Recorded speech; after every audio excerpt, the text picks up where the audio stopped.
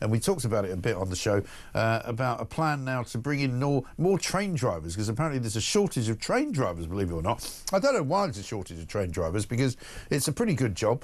It's not a particularly badly paid job. In fact, it's quite a well-paid job.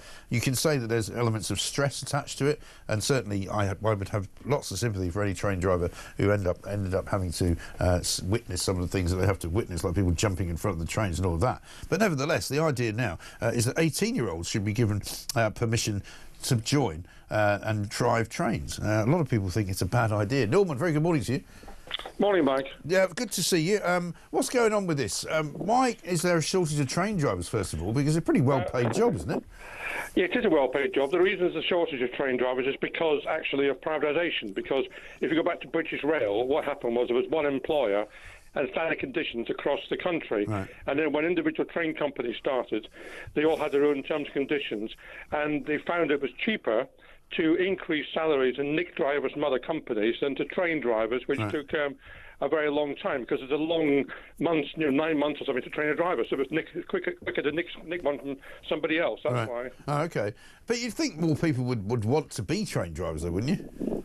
Well, I would have thought so. It is a very important job. You have to take it very seriously. There are very strict conditions on it. I mean, you're tested for alcohol and drugs and so on on a regular basis to make sure that you're fit to drive. There's mechanisms in the cab now to check what you're doing as a driver. If you exceed the speed limit, for example, that's known back at headquarters and you get told off for it. So, I mean, it's very, very strict conditions. Right. That's one of the reasons why the railways in this country are actually, whatever else is wrong with them, they're actually one of the safest in the world. Yeah. And so what do you make of this idea of recruiting? Because at the moment, I think the low age is 20, isn't it? Yes. Well, I don't have a problem with that. I mean, I think, well, first of all, there's plenty of 18-year-olds driving buses, which potentially got more freedom, in a sense, than they have driving trains. Yeah. And there's not been an issue about that. Secondly, I've never seen an 18-year-old driving a bus. I mean, I use buses a reasonable amount in London. I've never seen somebody that young driving one. Well, there are some across the country, Are but there? believe me, I mean, I don't think there's that many, but there are some. Okay. That's the limit anyway, and there's not been an issue with it. There is a very strict training regime for a new driver. It takes us about 9 months. They have to go out with the existing driver in the cab for a long time to make sure they go through all the processes.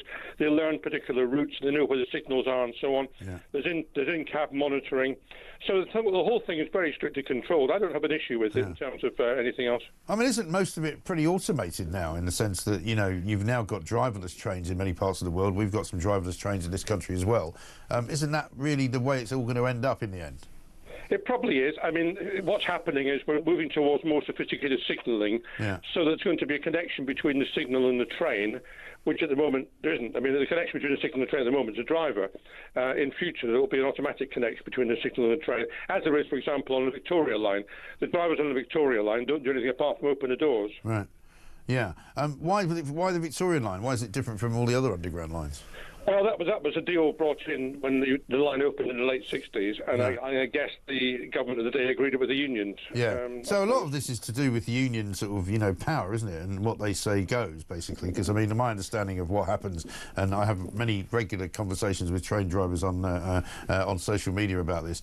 Many times you get a train driver who has a sort of relatively short week. They do a 4-day week. They get an assignment to take a train, say, from London to Leeds, because they then have to take a rest because they're not allowed to work more than 3 or 4 hours at a time. And then they sort of have a rest, and then they basically get a train back to London, which they don't often even drive. So, I mean, it's not incredibly strenuous every day, is it? No, I mean, there are obligatory rest periods. You're quite right to say that the trade unions, ASLEF in particular, are quite powerful.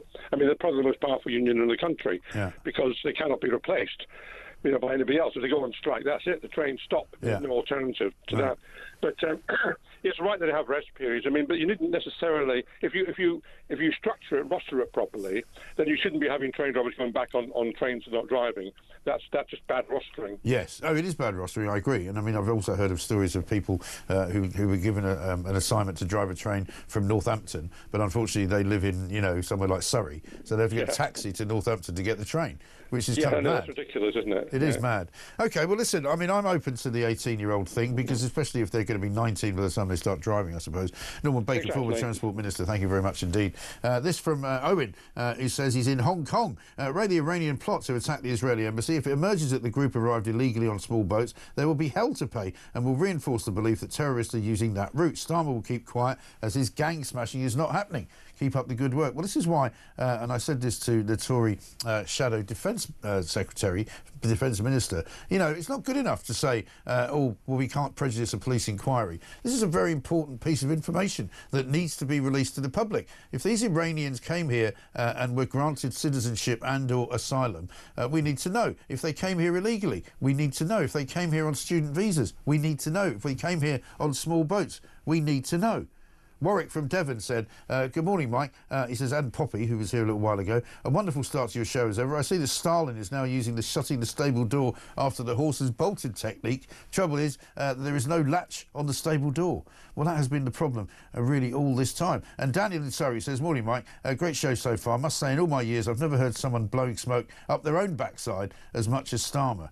Yeah, I mean, he still continues to put out these ridiculous, relentless social media tweets. We might find a couple from just recently, over the past 24 hours, where he's claiming things that are simply not true. He's talking about, for example, making British workers better off because of this Indian trade deal. Well, how? You know, there's going to be a lot of people coming from India to work here. How is that benefiting British workers?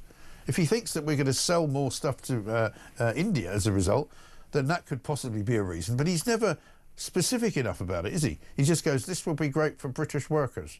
Well, how exactly will it be great for British workers? Of course, I could ask him all these questions if he'd ever deign to come on this show and actually answer them.